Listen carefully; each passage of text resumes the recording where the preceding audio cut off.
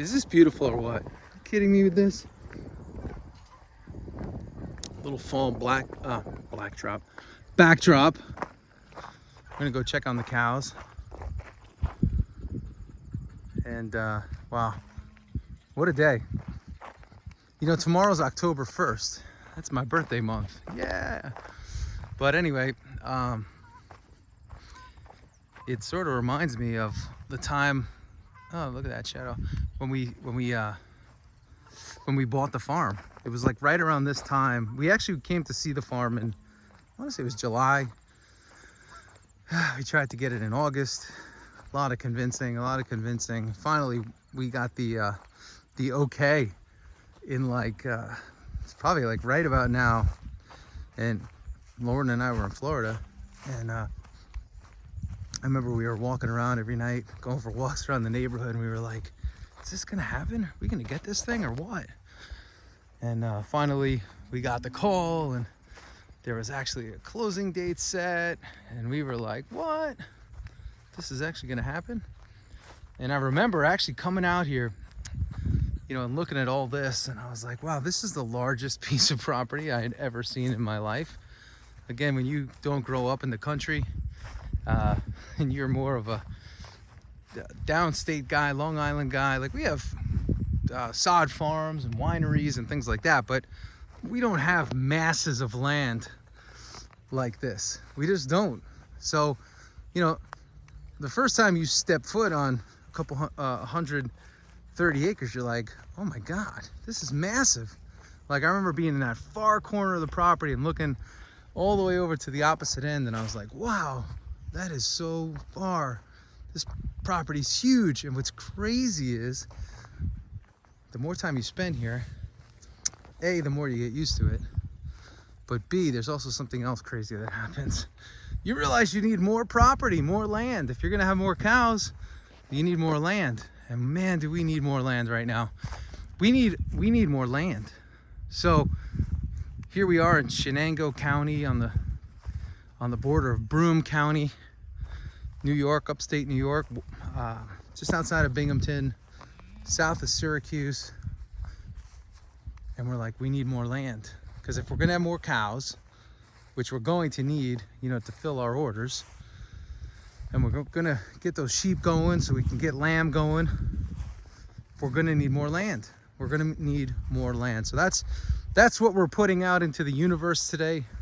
We need more land, whether it's leasing land, which would be good, or buying land, preferably in our area, in our region.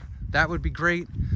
But that's what we have to start putting out there, because we're gonna need it, right? Right now with the cattle we have, it's beautiful. They're doing good. We want to keep growing this herd so that we can continue to bring our customers some amazing grass-fed, grass-finished beef, and we can continue to expand our pastured pork operation, and we can continue to grow more chickens and just take this to the next level. So in order to do it, and in order to keep bringing this farm to table cuisine, farm to table meats to our customers, we gotta expand this footprint very, very soon, because we're running out. You can see how they've eaten all of this down, and now this time of year we're kind of at a standstill. We have definitely a warm day today, and we have a warm week coming up, but the grass is not growing. And I was talking to Freddie about it, who helps us on the farm, and he said something interesting. And he said, look at the tips. Whoop, there we go. You see the tip? It's like the tip is not growing.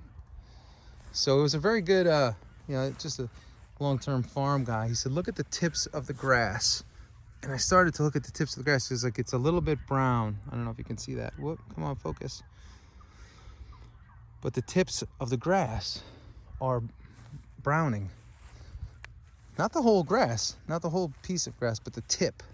So it's affecting that growth. And if you have enough brown tips and you don't get enough growth, those sort of solar antennas, those blades of grass, are not giving us the growth. They're not growing. So we need them to grow. as I step over that hot wire. But yeah, who would have thought, right? 130 acres wouldn't be enough. And for those of you that have 500 acres, you're amazing. Good for you. 250, 300. We're a little bit envious of you right now, but we'll get there. We'll get there. And hopefully maybe somebody listening is like, hey, I have acreage near you guys. Why don't you come check it out? So if you're listening and you have acreage and you want us to check it out, we'd love to check it out. But yeah, to grow a good cattle operation, you definitely need ground. What we've noticed in upstate New York, a lot of these farms, they're built on like 100 acre, maybe 150 acre footprints, which is a nice size farm. It's a nice family farm, but you know, when you're in the business of feeding as many people as we are, you need more land than that. But this is dairy country, and it seemed like back in the day there were these dairy barns that can maybe hold 60 cows or so, and it was a milking operation, and they had a couple other things here and there, and that's what these farms were. And what happened over time, this is what I'm learning, is as you know, money got tight for a lot of the small farms, they started to sell off pieces of the farm. So when we looked at our original map of this farm, I said, yo, where did that extra 80 acres go? Maybe even 100 acres. And we started to look at the map and we said, oh, that neighbor's got 50 of it. That neighbor's got 36 of it. Oh, that neighbor's got a little too. And when you start to put that story together, you realize where your farm went. But yeah, a lot of the farms up here, they're 100 acres, 80 acres. Again, operations for a family, maybe even a couple families on the block. And that was it. That was the deal. So now you're starting to see a lot of those farms either A, go out, or B, they've sold and sort of split the parcels. And I actually went to check out a farm yesterday. It was like 150 acres, a couple towns over. And this land was laced with goldenrod. And I said, man, to bring this back, our cost to bring this back, and time and energy and effort, is going to be tremendous. And by the time we get to put cows on it, it's going to be 3-4 years. And that's saying that the land is going to bounce back the way we thought. So land is hard to come by right now. It is. It's hard to come by, especially open land. Like, look at how open this is. The folks before us, they did a great job of clearing this. But finding open land, pasture land that's fenced, that's just short of a miracle to find that these days. So we're hoping we could find it. Maybe you guys can help us find it. Maybe you know someone that can help us find it. But we need more land. And if you have more land, you could have more cows. And if you have more cows, well, you know, you're probably looked at as a public enemy today in this sick world, right? If you have too many cows and all the cow farts and methane, yeah, that's what's doing it, folks. That's what's doing it. By the way, it's funny, all that methane that's, you know, leading to climate change and global warming and all that nonsense that's being pushed.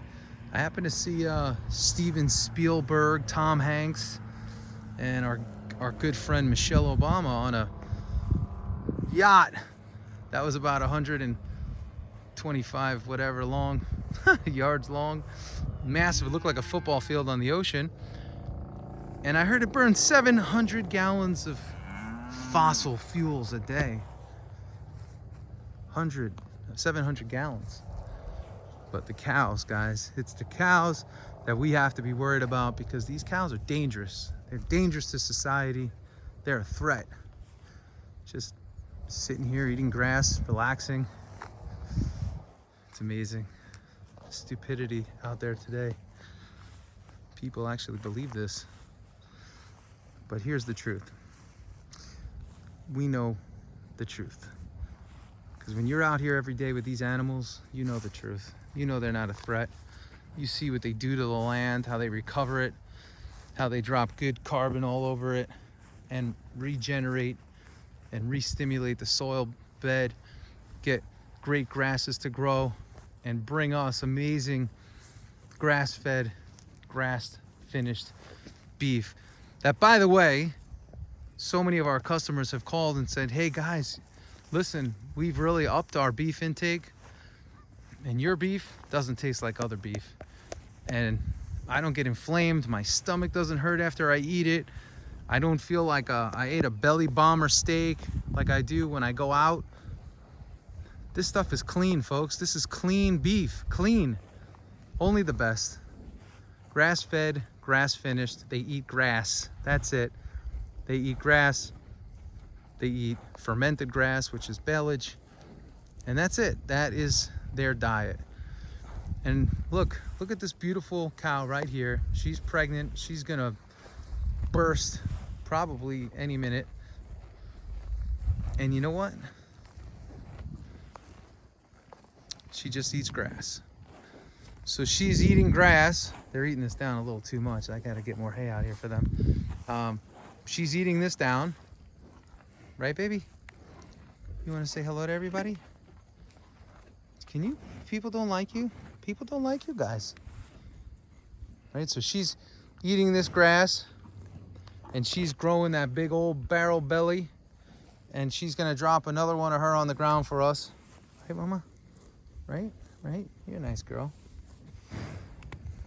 And she's gonna feed more families. That's what this is about. This is not a feedlot. These animals go from here,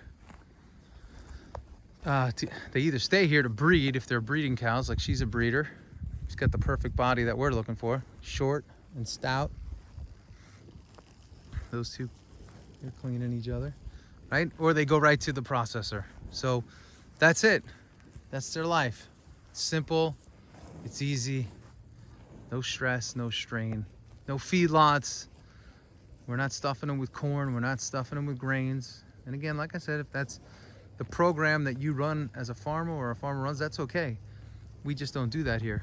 So we have to be very select in the animals that we have, the animals that we keep, and we're constantly studying the animals' performance on this type of a program. And there are cows that we have that don't do great on just grass. So we move them on to maybe a grain program, grain-based program somewhere else. And they grow and they have a good life there, and they please that grain crowd. That's just not our crowd. I always say this, I said this in a couple videos ago, you know, a lot of our customers, A, they're looking to know where their food comes from. B, they're maybe dealing with some autoimmune issues, some inflammation in their body, and they're looking to the land to get rid of that. So let food be thy medicine, as the great Hippocrates once said, the father of modern medicine.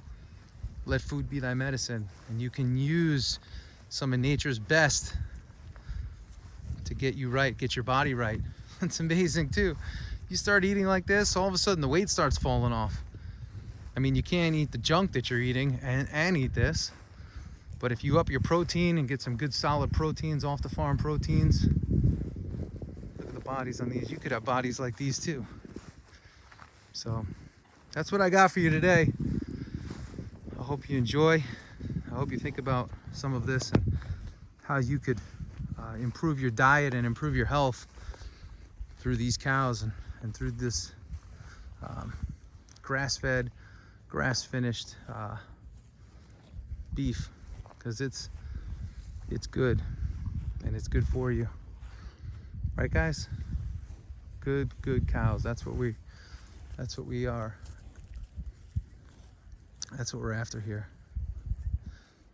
So anyway, that's today's rant. Sorry, I'm just taking it in myself. It's a pretty nice night out here. And before we take it to the house,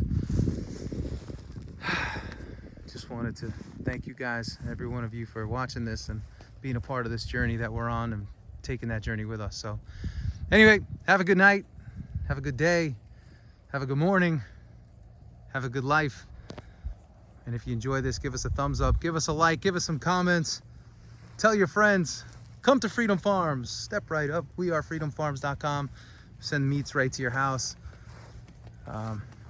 Fertilizing. We'll send them meat right to your house. You'll love it. And we can do a whole cow for you. We can do a half cow, quarter cow, eighth of a cow, whole pig, half pig, quarter pig. We have boxes that are smaller. You know, if you just want to try, we have a try it box, beef variety box. We have it all. We are freedomfarms.com. Check it out. Thank you, everybody. Have a great night, and we'll talk to you soon. See ya.